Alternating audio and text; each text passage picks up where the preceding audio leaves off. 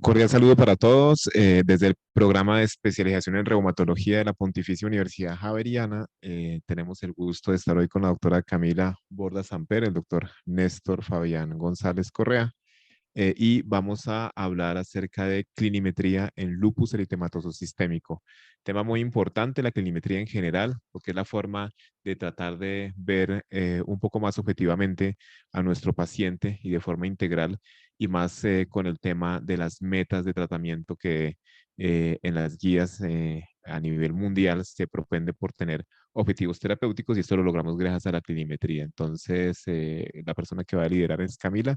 Así que bueno, Camila, empezamos y espero que sea una sesión muy agradable y de mucha información para todos. Gracias, profe. Bueno, entonces vamos a empezar. Problema técnico. Ya. Este es el contenido de la charla, objetivos de tratamiento. Luego vamos a hablar sobre el Treat to Target en lupus, especialmente DORIS y LL-DAS. Clinimetría, nos vamos a enfocar más en SLEDAI 2K, SLEDAS, BILAC y el SDI. Entonces, primero quisimos ponerles esta gráfica de las guías ACR EULAR del 2021, en donde se, digamos, muestra cuál es el objetivo realmente en el tratamiento del lupus, siendo esta una enfermedad complicada, donde el objetivo va a ser o la remisión o la baja actividad. En donde, digamos, independientemente de las características de la enfermedad que tenga cada paciente, si, pues, si tiene compromiso de órgano o no tiene compromiso de órgano, siempre el objetivo terapéutico va a ser la remisión completa, que va a ser un SLEDAI de 0. Puede o no requerir inmunomodulador, es decir, o que tenga hidroxicloroquina, pero sin corticoide, o ya que no tenga medicamentos, o una baja actividad, que va a ser un SLEDAI menor o igual a 4, hidroxicloroquina o prednisolona menor o igual a 7.5. Es importante recordar que la clinimetría y la estrategia T2T pues viene de la artritis reumatoide. Acá en lupus y en muchas más enfermedades reumáticas hemos querido llevar ese principio de tener un objetivo al cual llegar con nuestros pacientes. Y aquí, como lo vemos en esta imagen que me gusta mucho de este artículo de revisión acerca del tratamiento de lupus, vemos cómo se propende por tener en los pacientes un objetivo, idealmente la remisión, pero la baja actividad es una meta también para ellos. Como tú lo comentabas, Camila, tenemos el SLEDAI en 0, y esta hidroxicloroquina, o el antimalárico, es el medicamento que todos los pacientes deberían recibir independientemente de su estado y de su grado de actividad. Es decir, así como en artritis reumatoide tenemos al metrotexato como la piedra angular y el medicamento que idealmente deberían recibir todos los pacientes, aquí una meta, y es lo que vemos en la parte derecha de las pantallas, es ver a los antimaláricos tanto para el paciente en remisión como el paciente que está en baja actividad, y de forma ideal que no se usen glucocorticoides, que si bien son medicamentos que usamos en momentos críticos de la enfermedad, cuando necesitamos rescatar al paciente de esas crisis o agudizaciones, este objetivo es irlos disminuyendo para que no los usemos en el mediano o el largo plazo. Entonces, en esta gráfica nos muestra muy bien esta información y ese target que vamos a tener entonces de llevar al paciente a remisión o a baja actividad de la enfermedad. Bueno, así como lo dijimos, el objetivo de manejar estos pacientes con lupus con ese target es disminuir los flares con el tiempo, evitar el daño orgánico, la toxicidad medicamentosa y mejorar la calidad de vida. Así como pueden ver las recomendaciones, pues ahí está el target de tratamiento, en los que establecen pues que debe tener el paciente una dosis muy baja de corticoides o sin corticoides, y pues que no haya necesidad de estar adicionándole otras terapias nuevas o aumentando las dosis de las terapias ya de mantenimiento. Entonces, estas son las definiciones. Inicialmente tenemos el FLARE, que el FLARE digamos que se describe como un aumento medible en la actividad de la enfermedad, que requiere un cambio en el tratamiento. Para ya definir que el paciente está en remisión, ya vamos a ver que, digamos, la estrategia DORIS, que significa Definition of Remission in Lupus, esta estrategia, digamos, es lo más cercano a la remisión pues de la enfermedad, y la baja actividad, que también la vamos a usar como un target. Sin embargo, la baja actividad, el LLDAS específicamente es el Lupus Low Disease Activity State. Entonces, estas dos van a ser como nuestros dos targets en el manejo. Entonces, en esta gráfica que me gustó mucho porque es muy didáctica, en que muestra que el LLDAS es un SLEDAI 2K menor o igual a 4, ¿sí? Pero este paciente, cuando lo llevamos a este target, puede tener corticoides menor de 7.5, puede tener inmunosupresores, digamos, ya pues terapia biológica, y debe tener antimalárico. Entonces, estos pacientes se van, digamos que van a estar encasillados en el LLDAS. Sin embargo, más abajo, llegando ya a la remisión completa de la enfermedad, tenemos otros conceptos, que es el LDA, Low Disease Activity, pacientes que solo van a tener antimalárico, pacientes que vayan a tener Minimum Disease Activity, MDA, que van a ser también pacientes con antimalárico, inmunosupresores ya, digamos, ya terapia biológica, y los corticoides menor de 5 miligramos. Remisión completa, hay dos tipos de remisión completa: los pacientes que van a estar con antimaláricos solamente sin uso de corticoides y sin tener que estar aumentando ni las dosis ni los medicamentos, y remisión completa es este paciente que ya, digamos, no tiene ningún medicamento, que muy pues pocas veces llegamos a eso, como lo mencionaba el doctor. Entonces, las características de low disease activity, de la baja actividad, entonces hay estas tres pues que les mencioné: MDA, LDA y LLDAS, que el LLDAS es el que está, digamos, utilizándose en los ensayos clínicos y demás. Entonces es el que más les voy a comentar ahorita a continuación. Entonces el SLEDAI 2K, MDA menor o igual a 1, el LDA menor o igual a 2, importante que solamente, digamos, involucra actividad clínica, es decir, aquí excluyen el anti-NA y el complemento bajo, a diferencia del LLDA, que no está excluido, o sea, sí lo utilizan. Los antimaláricos están aceptados en las tres definiciones: los corticoides en el MDA menor o igual a 5 miligramos, el LDA no lo acepta, es decir, no debería tener corticoide, y el LLDAS menor o igual a 7.5 miligramos día. Y los inmunosupresores están aceptados digamos, en la definición MDA y el LLDAS, y el daño, digamos, acumulado va a ser comparable en el MDA a 7 años, el LDA a 10 años y el LLDAS después de 5 años. La mortalidad también es comparable de pacientes con remisión después de 9 años, el LDA mayor de 18 años, pues más de 18 años en remisión, y el LDAS una reducción del 58% en mortalidad después de 10 años de mantener a los pacientes digamos, en esta definición de remisión.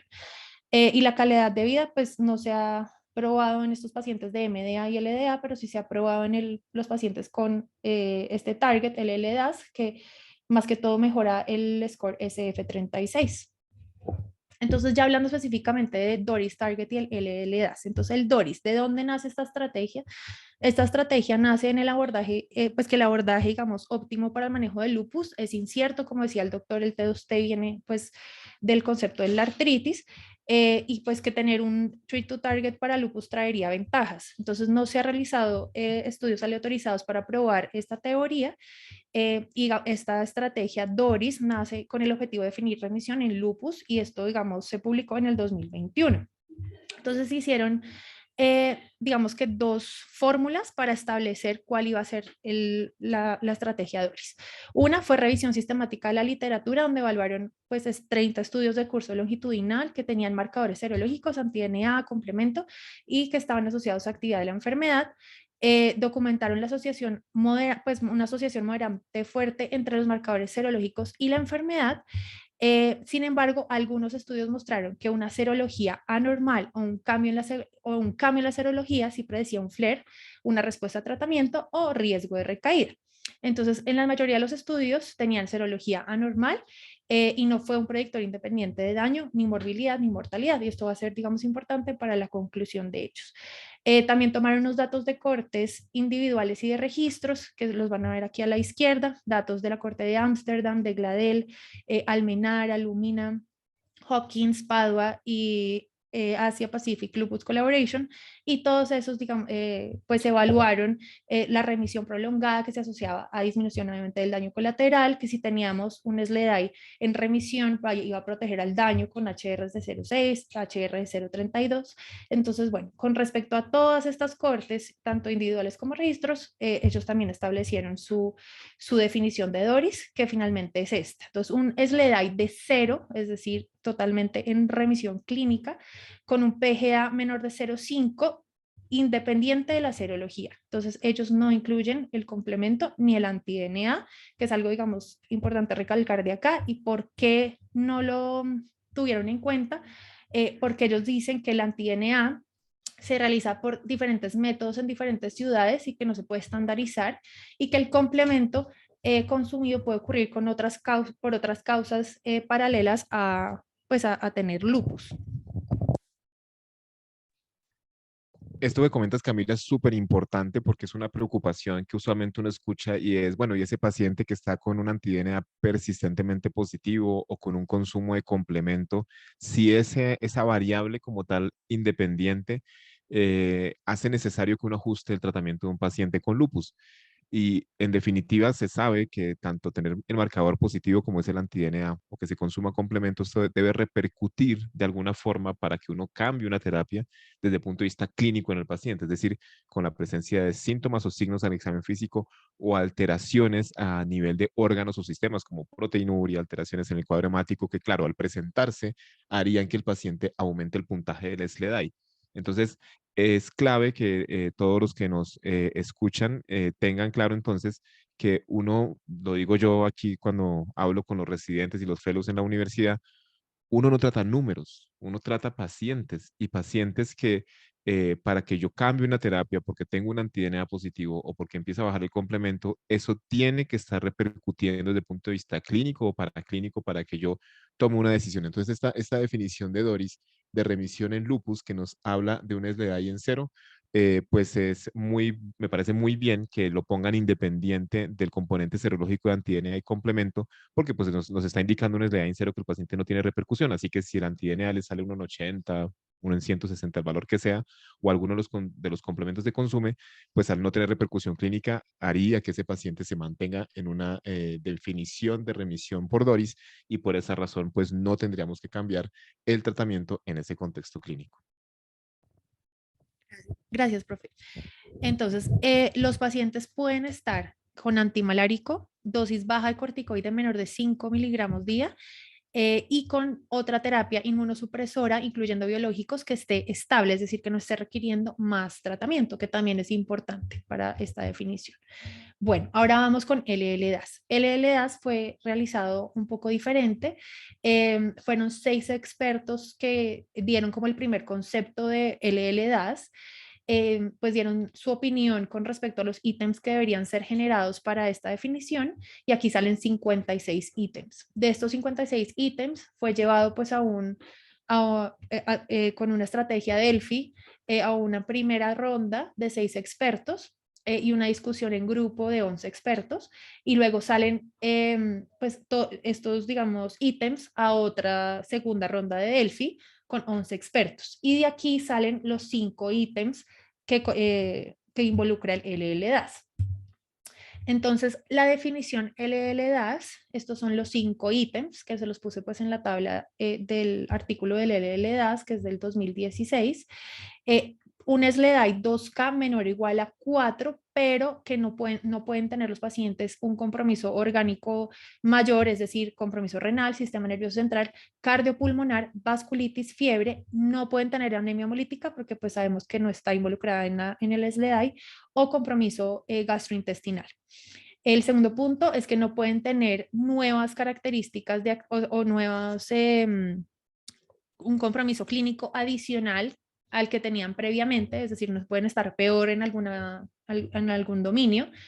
Un PGA de 0 a 3 que sea menor o igual a 1, y el manejo inmunosupresor que tengan prednisolona menor o igual a 7,5 miligramos día, que es más de lo del DORIS, y que tengan una dosis estable de manejo inmunosupresor, y ya. Esos son como los cinco ítems. Entonces, esto es solo para mostrarles las características de los pacientes que se tomaron para aprobar el LLDAS. Importante acá es que no tenían ningún paciente hispánico ni pues digamos de esta zona.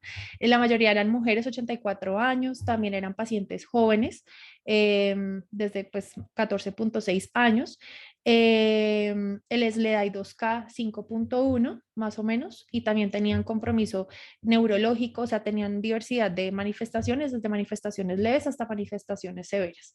Tenían hipocomplementemia en la mayoría de los casos, 67%, igual que el anti-DNA. Y el manejo, la mayoría estaban con inmunosupresores, 96%, antimaláricos 93%, y que tuvieran corticoide diario 7.3.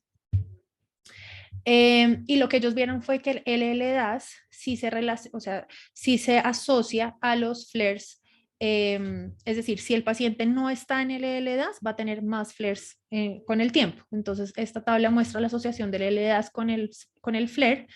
Y aquí en esta tabla en mano derecha también la asociación del LLDAS con la duración del flare y la necesidad de o aumentar el tratamiento o también del daño, digamos, acumulado durante el seguimiento. Entonces, finalmente, pues lo que estas dos tablas nos muestran es que entre el paciente esté más tiempo en el LLDAS, le va a ir mejor. Un HR 0.63 para los flares sin importar la severidad, leve a moderado 0.93 y flare severo de 0.16 si están la mayoría del tiempo en estrategia LLDAS. Entonces aquí para comparar estas dos estrategias, el LLDAS y el DORIS, como pues ya les comenté, el SLEDAI obviamente es muchísimo más riguroso en el DORIS, exigen SLEDAI de 0, pues sin tener el complemento del anti-DNA, PGA menor de 0.5 y prednisolona menor de 5 en DORIS y menor de 7.5 en el LLDAS, ambos que tengan medicamentos estables. Y finalmente entonces llegamos a esta gráfica que es diferente a la que les mostré anteriormente, donde la estrategia DORIS se vuelve como el centro, el target que uno debería querer alcanzar con estos pacientes, donde el LLDAS digamos que sería un target, o sea, previo a la remisión DORIS, pero pues digamos que estos dos serían los treat to targets en lupus hasta el momento, donde la actividad obviamente de la enfermedad va por encima de estas estrategias. Entonces ya llegando a la clinimetría, para evaluar la actividad de la enfermedad, pues sabemos que una historia clínica completa con una revisión por sistemas completa, examen físico y para clínicos nos va a llevar pues a poder realizar las clinimetrías en estos pacientes. Entonces, ¿qué clinimetrías tenemos? Tenemos el SLEDAI, que también lo vamos a ver ahora. El SLEDAI inicialmente era SLEDAI, antes del 2000 era SLEDAI y luego el 2000 se hace un SLEDAI modificado, que es el SLEDAI 2K, que es el que vamos a revisar ahora. El BILAC, que fue en el 2004. El SRI y el SLEDAS, que es el más, digamos que el más reciente o sí, la estrategia de clinimetría más reciente que tenemos. Entonces, aquí en esta tabla pueden ver primero el número de descriptores que tiene cada ítem. Les le da y pues ya no es este, sino el 2K. El periodo que este mide, los últimos 10 a 30 días más o menos, 28 días, la mayoría es el mes antes de la consulta, el que uno quiere revisar. Y luego, digamos, acá también dice como que subes y bajas tiene o pues qué ventajas y desventajas tiene pues cada una de las estrategias. Entonces también ahorita los vamos a revisar a profundidad. Entonces empezando el SLEDAI 2K, el SLEDAI 2K fue una modificación del SLEDAI que se realizó en el 2000, es la escala global para evaluar la actividad lúpica y es muy sensible al cambio. El SLEDAI previo a este SLEDAI 2K evaluaba las manifestaciones nuevas o recurrentes, pero no evaluaba la actividad persistente, que es una, digamos, de las cosas que anotan pues, los artículos, que es uno de los desventajas. Y finalmente este tiene 24 ítems, que son 16 clínicos y 8 de laboratorio, y tener una mejoría de 6 puntos o un deterioro de 8 puntos es lo que nos va a establecer si hay que subir manejo, bajar manejo o pues cambiar el tratamiento. Del SLEDAI 2K, entonces primero les puse pues la primera parte de la tabla, donde son las características que dan más peso, le da 8 puntos cada una, donde incluye convulsiones, psicosis, alteración mental orgánica, alteraciones visuales, alteraciones de nervios craneales, cefalea lúpica, enfermedad cerebrovascular y vasculitis. Entonces, todas estas le dan, pues cada ítem 8 puntos. Dentro de estas, pues tenemos, obviamente cuando hay un compromiso del sistema nervioso central, siempre hay que descartar procesos infecciosos que pueden ser, digamos, los mimickers de una actividad lúpica o enfermedad metabólica o medicamentosa. Entonces, cuando ya se descarta todo esto, es cuando uno puede darle puntaje a que el episodio convulsivo fue por lupus. Igual que el resto, digamos, de los ítems, siempre hay que descartar procesos infecciosos. La parte de la psicosis siempre se tiene que evaluar si hay una alteración mental, pues de cualquier parte de la función mental, desde alucinaciones, incoherencias,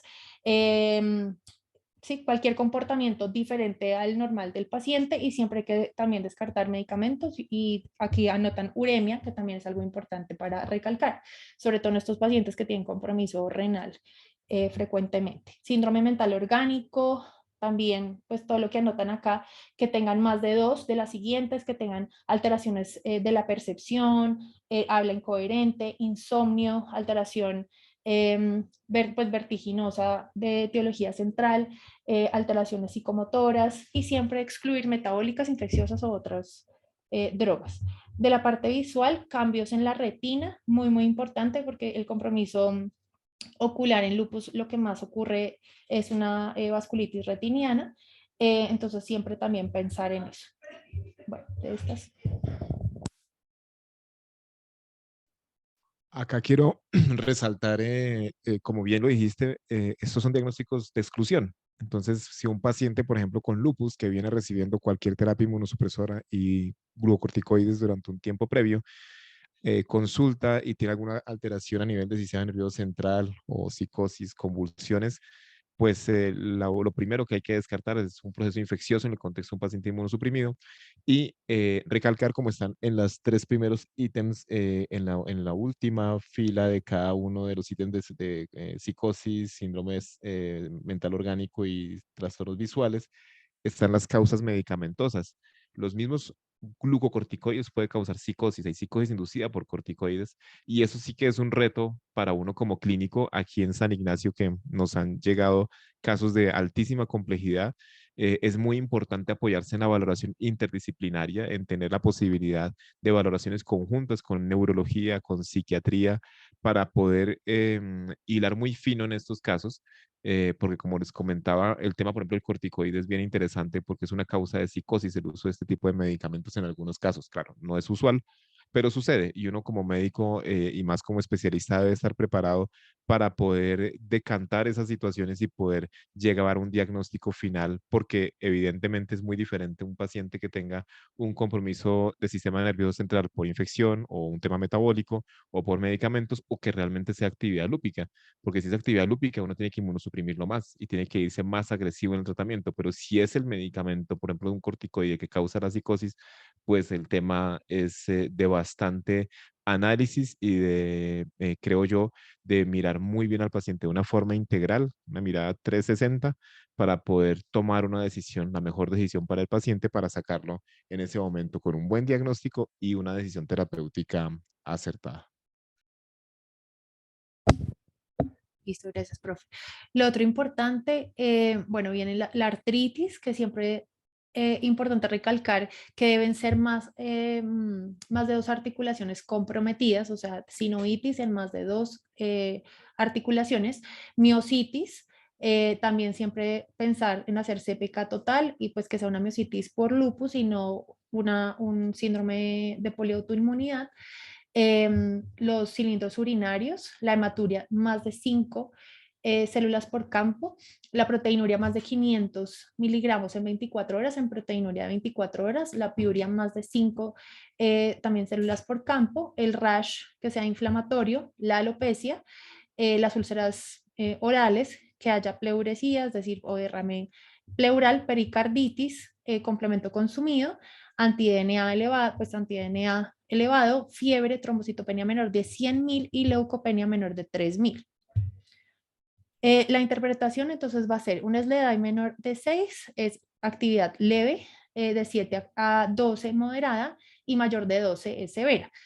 Teniendo en cuenta que menor de 4 es cuando uno considera al paciente que está en remisión. Entonces, ¿cuáles son las limitaciones del SLEDAI 2K? Primero, como podemos ver en estas dos cajas, los dos dan un SLEDAI igual, que nos da 6, ¿cierto? En la caja de mano izquierda tenemos un paciente que tiene anti-NA positivo, que le da 2 puntos, complemento bajo 2 puntos, trombocitopenia, que le da 1 punto, y leucopenia le da 1 punto. Miren, tienen 4 características, digamos, de compromiso, pues de actividad lúpica. En cambio, un SLEDAI de 6 también lo puede dar una artritis, más de 2 articulaciones inflamadas y complemento consumido. Entonces, el SLEDAI, a pesar de que es la herramienta que tenemos ahorita para clinimetría, siempre toca pues como individualizar al paciente, no solamente pues para ver qué vamos a hacer con respecto al manejo, si requiere más inmunosupresor, si quiere descenso de corticoide, sino también qué dominio está comprometido, ¿sí? Entonces un paciente que tiene leucopenia y trombocitopenia es un paciente diferente a que tiene solo artritis, también con respecto al manejo. Listo, eso con respecto al SLEDAI. Ahora vamos a hablar del SLEDAS. Entonces, el SLEDAS es una herramienta de clinimetría que surge en el 2019. Esta es la más nueva, por así decirlo. Y esta estrategia también se definió a partir de evaluar el SLEDAI de 324 pacientes.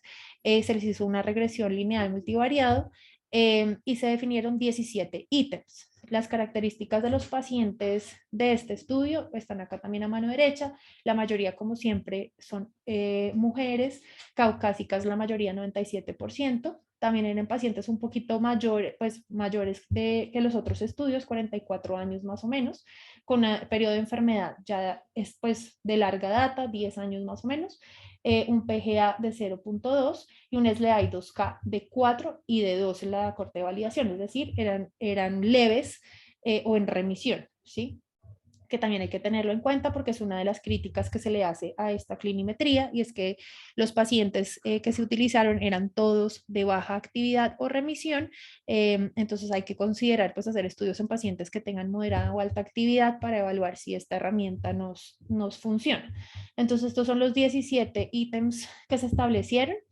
Entonces también compromiso articular, el rash, agudo, subagudo, todos estos entran en este punto de rash, que sea lupus cutáneo agudo, subagudo o crónico, el rash generalizado, alopecia, úlceras orales, vasculitis sistémica que puede ser de gran o mediano vaso. Aquí meten también la enteritis lúpica, que es importante porque en el SLEDAI no está, vasculitis mucocutánea, que puede ser cualquiera, incluyendo el chilblain, compromiso neuropsiquiátrico, que ahí también va a entrar desde neuropatía periférica, mielopatía, cefalea lúpica, SB, meningitis aséptica. Entonces, este incluye, digamos, ítems importantes de severidad que no están incluidos en el SLEDAI. También convulsiones, psicosis, síndrome mental orgánico, síndrome confusional agudo y cambios retinianos.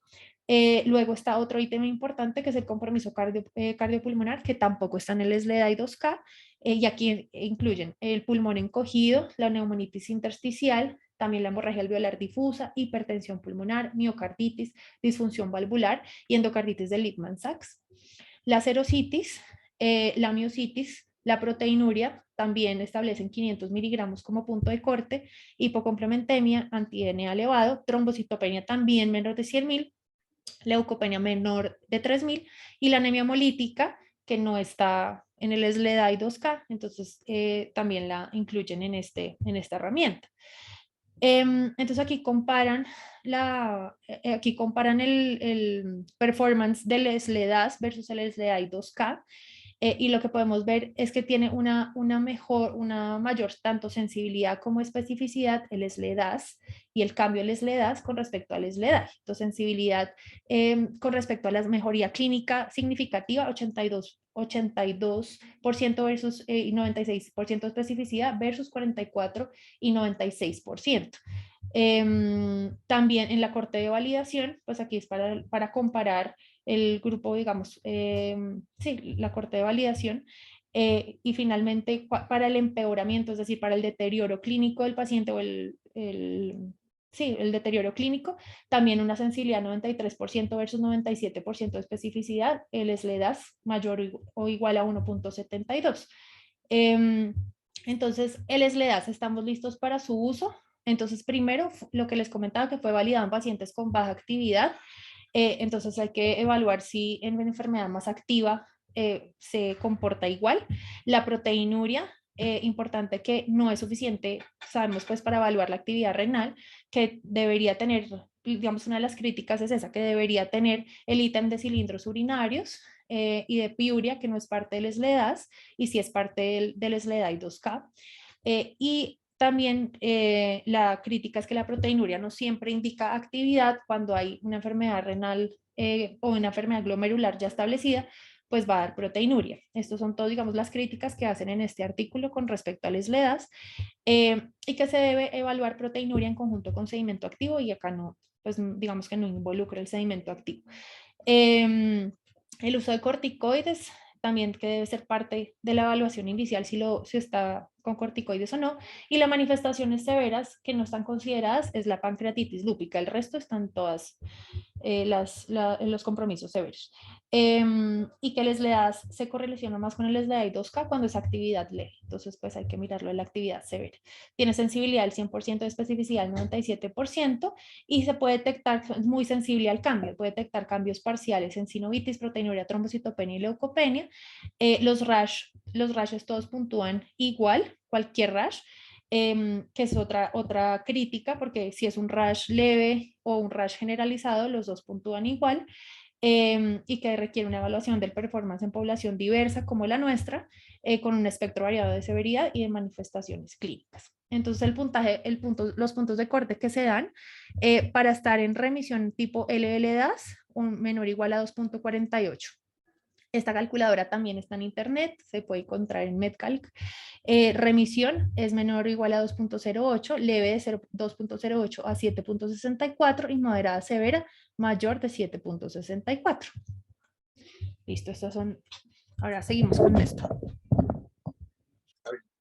Pues vamos a hablar ahora de otra de las medidas que es una que ha usado también en estudios clínicos y es importante hablar de ella porque no es tan práctica de usar en la vida diaria debido a que es una herramienta que requiere entrenamiento para su uso.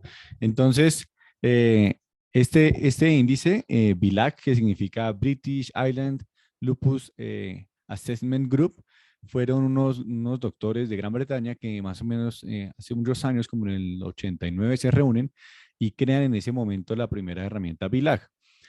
Esto con el tiempo se ha ido actualizando y la herramienta en el 2004, digamos que es nuevamente actualizada y antes tenía valoración de 8 dominios, ahora de 9. ¿Cómo debe hacerse esta evaluación de BILAG que, como les decía, mide la actividad de la enfermedad? Primero lo que debemos hacer es que debemos pensar que las manifestaciones sí sean debido al lupus y no por otra causa. Además, las manifestaciones deben evaluarse en las últimas 4 semanas. El paciente, debemos ver las manifestaciones de las últimas 4 semanas y eso compararlo con las 4 semanas previas.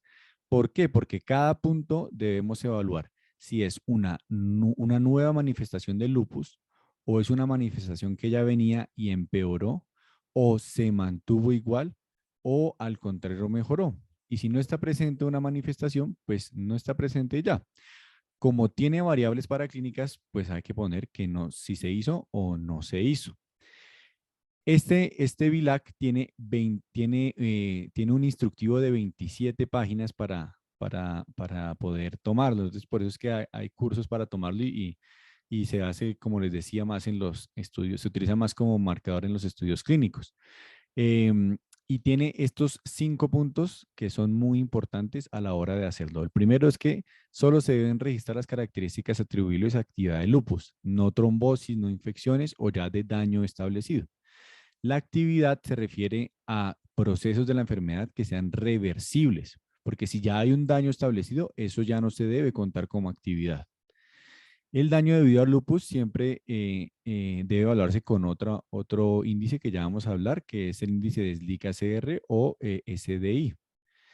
Y algunas manifestaciones son difíciles de evaluar si son por lupus o si son debido a otra manifestación. Entonces, el juicio clínico es muy importante. El juicio del médico que está evaluando la actividad es muy importante en el VILAC para diferenciar. Y además se necesita de un oftalmólogo, porque las manifestaciones oculares no deben ser evaluadas por el reumatólogo, sino por el experto para decir si sí hay o no hay actividad. ¿Qué tiene de novedoso o importante este VILAC? Es que incluye ítem de mejoría, ¿no? Que no lo incluyen como tal explícito los otros índices. Entonces, la mejoría se define como la cantidad de mejoría suficiente para considerar que uno reduzca la terapia y que no se necesita escalar la terapia. Y además tener una de las dos siguientes, que la mejora debe estar presente en el momento de la evaluación o al menos debe ser persistente en las últimas 2 semanas del mes previo del paciente, o que las manifestaciones se hayan resuelto por completo y que no hayan aparecido nuevamente en la última semana.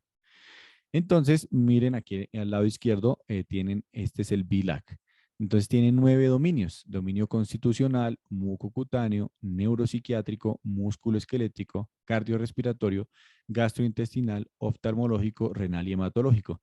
Y dentro de cada uno de ellos, fíjense cómo va desglosando cada uno para saber qué tanto ha aumentado o disminuido el dominio.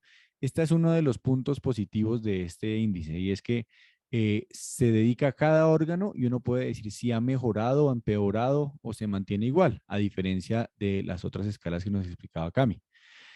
Además, se incluye el peso del paciente, si tiene ancestría africana, teniendo en cuenta que los pacientes que tienen ancestría africana tienen mayor severidad de lupus. También mide el nitrógeno ureico sérico y la albúmina como marcadores inflamatorios de la enfermedad, como un reactante de fase aguda negativo, la albúmina, y la urea, pues cuando empieza a haber lesión renal. Entonces, cuando uno ya tiene claras las características de esta escala clinimétrica y va a la escala, debe ayudarse siempre con un glosario. Cada uno de los ítems tiene una definición. Por ejemplo, miremos estos dos ejemplos en el componente constitucional y el componente neuropsiquiátrico. Entonces, por ejemplo, aquí hablan sobre pirexia, no como tal fiebre. Dicen que si el paciente tiene temperatura de 37,5 documentada, esto le puntúa. Y uno tiene que igual calificarlo de acuerdo a como veíamos si hay mejoría, si sigue igual o si empeoró. Por ejemplo, aquí en el neuropsiquiátrico son más explícitos, mire, vasculitis cerebral, y digamos que dicen, para que usted diagnostique vasculitis cerebral, debe tener características de vasculitis en otros órganos y debe haber imágenes y o biopsias que le confirmen estas vasculitis. Entonces, estos son puntos muy interesantes de esta clinimetría, porque definen explícitamente cada uno de los puntos de la clinimetría. Una vez uno ha llenado entonces todo el listado, poniéndole si mejoró, empeoró, siguió igual o no se ha tomado el paraclínico, entonces debe ir a un glosario de definiciones de qué tan severa es la manifestación. Entonces las manifestaciones se dividen en 4 puntos de severidad. Entonces la severidad se define como A, cuando está activo, severo; B, cuando está activo no severo; y las otras C, D, E ya las podemos decir cuando está el paciente con baja actividad o pues está en remisión. Entonces, nuevamente en el glosario le dice a uno qué es cada categoría, ¿sí? Y entonces ahí uno debe decir en cada categoría en qué está. Al final, entonces, uno ya puede decir, mi paciente está en categoría A porque tiene tanta actividad, esa actividad severa, que requiere que yo le aumente los dosis de esteroides a más de prednisolona 20 miligramos al día, o me toca ponerle pulsos y tengo que ponerle inmunomoduladores sistémicos, incluyendo biológicos, inmunoglobulinas o plasmaféresis, e incluso tengo que ponerle anticoagulantes, y cuando pues la manifestación es trombótica y no se ha controlado con el target normal de INR cuando requerimos el uso de warfarina, entonces uno puede decir que también está activo severo porque ha tenido manifestaciones trombóticas a pesar de uso de warfarina. El B es que está moderadamente activa la enfermedad y aquí pues uno debe aumentar las dosis de esteroides, pero no más de 20 miligramos al día y puede requerir también dosis de esteroide intramuscular que sean equivalentes a metilprednisolona a menos de 500 miligramos al día y otras terapias como esteroides tópicos, inmunomoduladores tópicos, antimaláricos. Aquí pues te refieren que está la talidomida dentro de estos medicamentos, pues que no la usamos con frecuencia, ¿no? Y los otros escalas de severidad o puntajes de severidad, que como les decía son CDE, que el paciente en este momento está en actividad leve o enfermedad inactiva, que básicamente es el LLDAS o en remisión o que el sistema nunca fue comprometido. Es muy complicado, como les decía, ¿no? Y hasta terminar analizándolo al final es difícil. Entonces se ha propuesto que uno podía generar una puntuación. Y si hay más de 12 puntos en total, entonces uno debería decir que el paciente está en la categoría A, es decir, está muy severa la enfermedad. Si está entre 5 y 12 puntos, entonces está en actividad moderada y si está a menos de 5, entonces ahí uno debe evaluar qué tan activo o no tan activo está para evaluar si está en actividad leve o la enfermedad está inactiva. Ya terminando entonces, dejando atrás las clinimetrías de actividad lúpica, las que usamos en el día a día y en los estudios clínicos, especialmente el VILAC, pasemos a mirar la evaluación de daño. Es decir, en cada consulta hay que hacer al menos el SLEDAI y al menos cada año, entonces deberíamos hacer este que es el SDI, que es para evaluar qué tanto daño han tenido los órganos debido al lupus o a la terapia que le estamos dando al paciente. Entonces se creó esta escala clinimétrica y esta escala clinimétrica tiene unas características que son importantes y es que evalúa 12 órganos o sistemas y el daño no es solo por la actividad de la enfermedad, sino también por los medicamentos, bien sea por esteroides o ciclofosfamida, debido a que el daño orgánico es lo que más nos va a hablar del pronóstico de la enfermedad del paciente. ¿Cómo se gradúa? Si no hay daño de enfermedad de ningún órgano por la enfermedad, entonces se pone un SI de 0. Si hay daño de un órgano, se pone un SI de 1, que hay un daño irreversible presente. Y hay daños que pueden ser severos, por ejemplo, que el paciente esté en diálisis, es un daño que debemos catalogar como severo y que puntúa con SI mayor de 3. La relevancia que tiene, pues ya lo habíamos dicho, que es un marcador pronóstico. Ahora bien, este tiene algunas cosas que son críticas, como algunos problemas, y es que solo se puede calcular cuando ya el lupus ha sido instaurado. No lo podemos calcular pues, antes de tener diagnóstico de lupus. Y además que el daño de órgano debe estar presente en al menos de 6 meses. Es decir, hay lesiones de órgano que pueden ser reversibles, por ejemplo, lesión renal aguda, alguna vasculitis en piel, en sistema nervioso central. Entonces también hay que tener en cuenta que debe ser al menos daño durante 6 meses. Y pues digamos que es muy demorado de hacer, puede demorarse uno entre 10 a 20 minutos en hacerlo. Entonces la consulta pues es uno de los limitantes para tomarlo.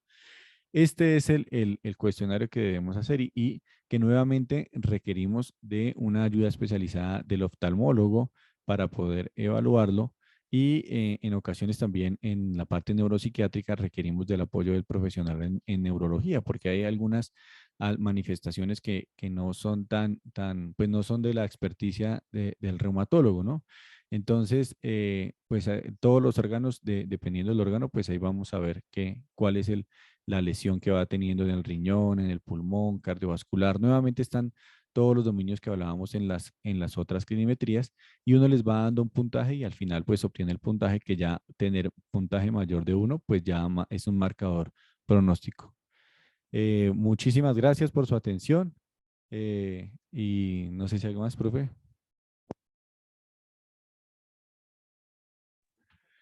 Sí, señor. Pues muchas gracias. Importante tener en cuenta que la mayoría de estos índices son pues del ámbito de la investigación. Sin embargo, pues en la práctica clínica, los que comentaba muy bien Camila, tal vez sí los podemos emplear y ojalá los debemos emplear, pero es muy importante tener en cuenta esta información porque pues son índices compuestos, complejos, que hay que conocer y entender, dado que se vienen nuevos desarrollos de medicamentos con los cuales se hacen las mediciones con estos índices.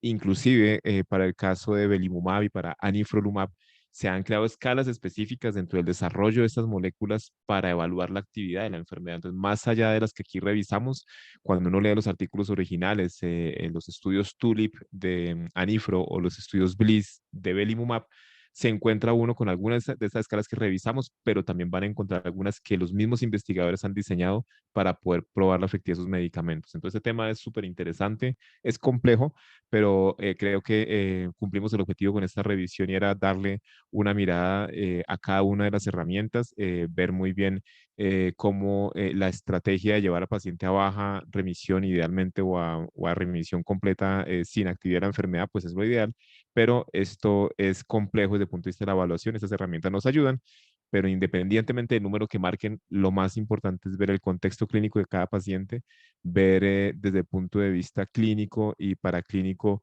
una evaluación global por el reumatólogo y ojalá por un grupo interdisciplinario que le permita tomar las mejores decisiones para cada caso en cada paciente. Entonces, Camila, Néstor, muy bien, muchísimas gracias.